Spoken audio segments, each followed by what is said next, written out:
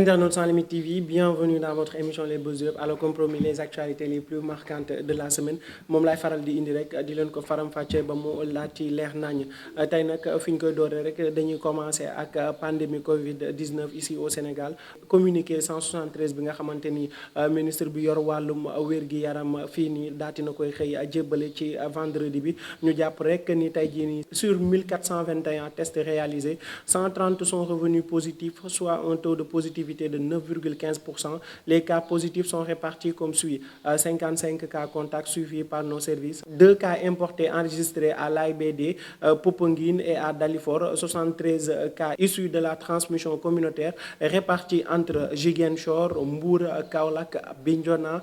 Kolda ak fële nga xamante ni moom moo di ca Kédougou ba ca diwaanu Mékhé, Ngaye Mékhé, Tivaouane, Bounkiling, Fann, Nord Foire, Richard Toll, Sacré-Cœur, Saraya, Thiès, Touba, Yoff, Almadies, Diourbel, Fatick, Foundiougne, Gibraltar, Guédiawaye,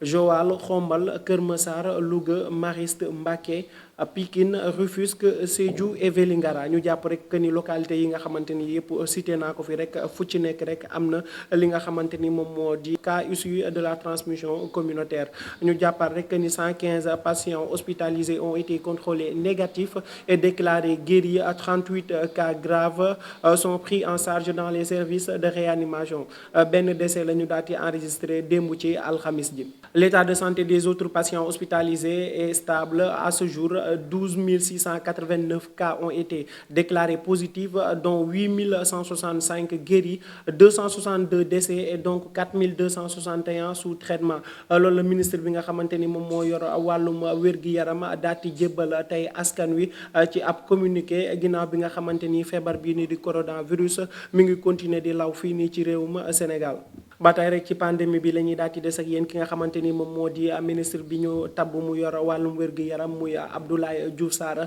dafa daal di organiser woon ab ndaje boo xamante ni huis clos la woon rek li ko waral bokk na ci mu bëgg a xamle rek ni l'élaboration en cours d'un livre blanc sur la pandémie de la Covid-19 qui sévit au Sénégal à l'instant du reste du monde moom moo nekk en chantier. moom la ñu nekk rek bëgg ko taxawal ab livre blanc boo xamante ni day nekk ab support écrit nekk tamit ab témoin ci crise sanitaire bi nga xamante ni ràññee nañ ko fii nii ci réewum Sénégal te lii di coronavirus bi rek daa ci koy xamle. te loolu bokk na ci li nga xamante ni ñoom ñoo di 14 régions yi nga xamante ni ay médecins chef bu ci nekk moo ngi ca doon leen jàppale ci li nga xamante ni moom moo di propagation feebar bi daati nañ ci dugal seen loxo bu baax a baax. dem na sax ba ni boo defee ay analyse li nga xamante ni moom moo di secteur socio-économique bi dañu ressentir durement li nga xamante ni moom moo di crise sanitaire bi ginnaaw bi nga xamante ni rek feebar bi daati nay dugg fii nii ci réewum Sénégal. nee na tamit dinañ def ab mobilisation ak engagement bu mat sëkk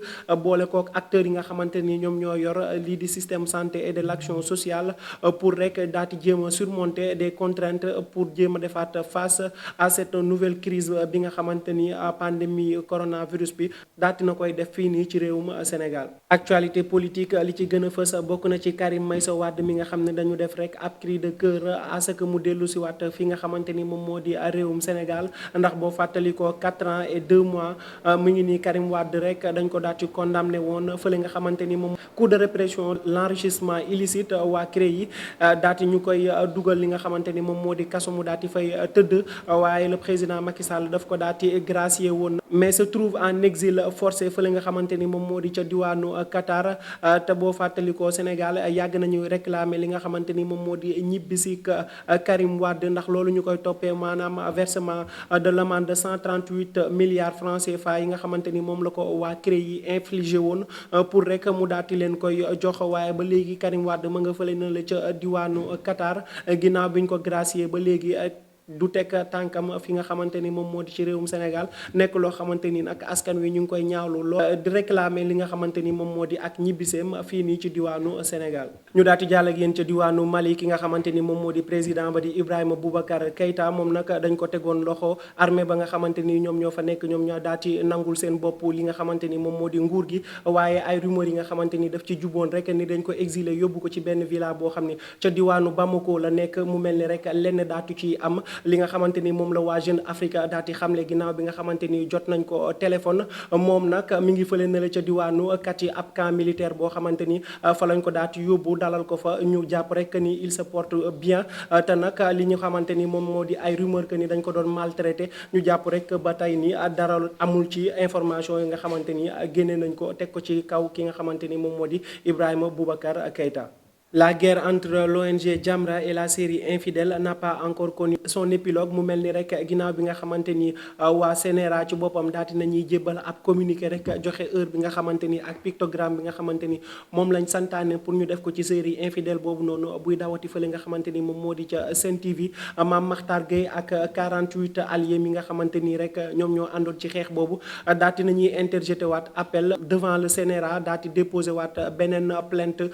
démb ci alxamis ji rek pour ñaawluwaat image ak wax ak kàddu yi nga xamante ni dañ koy yëkkati ci biir film boobu noonu. Pour rappel Mame Makhtar Gueye ak ñi nga xamante ni ñoom la àndaloon ci xeex ba rek dañu déposé woon ab plainte fa li nga xamante ni moom moo di ca diwaanu CNRA pour dénoncer les images obscènes et des propos inacceptables dans le téléfilm Infidèles mu mel ni rek ñoom pareeguñ ci xeex ba xëy nañ démb ci alxamis gi daal di fay jébbalaat beneenu plainte. ñu daal di jàll ak yéen ci li nga xamante ni moom moo di actualité people li ci gën a fës nag bokk na ci naqar ak tiis gi nga xamante ni Pape Diouf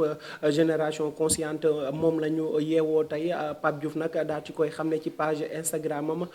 pour yëgal ko ay fansam yi nga xamante ni ñoo ko fay suivre di xam rek ni dafa yeewoo naqar ak tiis ndax dafa ñàkk ku ko jigee koo xamante ni dafa sori woon lool ci moom nekk ci staffu génération consciente ñu gën ko xam ci Ibra Thiam moom nag moom moo daal ci génn àdduna Pape Diouf nag di ko naqarlu bu baax a baax ci page Instagram am di ko jaale en même temps génération consciente bi yëpp ak ñi nga xamante ni ñoom ñoo di famille Ibrahima Thiam. Une très bonne nouvelle pour ki nga xamante ni moom moo di Fama Thioune moom nag daati nay am deuxième enfant ma fële na nga xamante ni moom moo di ca diwaanu France ginnaaw bi nga xamante ni daati na fay loger depuis 2 ans mu nekk fa. ñu fàttali rek ni ki nga xamante ni moom moo di Fama Thioune ak Matar Seck di rakk ci Kumba Gawla ay rumeur doon circuler temps yële ci réseaux sociaux yi di xam ne rek ni moom ak borom këram dañu daati séparé waaye mu mel ni rek loolu noonu dara amu ci ndax firnde bi wane na ni Fama Thioune daati nay accouché doom bu góor fële nga xamante ni moom moo di ca diwaanu